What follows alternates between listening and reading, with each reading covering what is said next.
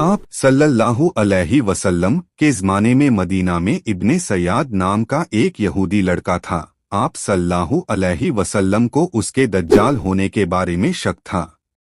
इसीलिए एक दफा आप सल्लल्लाहु अलैहि वसल्लम ने उससे फरमाया, क्या तू गवाही देता है कि मैं मुहम्मद अल्लाह का रसूल हूँ? वह आपकी तरफ देखकर बोला, मैं गवाही देता हूँ कि आप उम्मीन अनपढ़ लोगों की तरफ रसूल बनाकर भेजे गए हैं।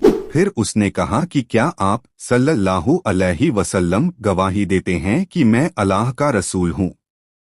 आप सल्लल्लाहु अलैहि वसल्लम ने उसकी रिसालत का इनकार किया और फरमाया, मैं अल्लाह पर और उसके रसूलों पर ईमान लाता हूँ। फिर आपने इब्ने सयाद से पूछा कि तुझे क्या नजर आता है? उसने बताया कि मेरे पास सच्चा और झूठा आता है। तब आप सल्लल्लाहु अलैहि वसल्लम उससे फरमाया, मैंने तेरे लिए दिल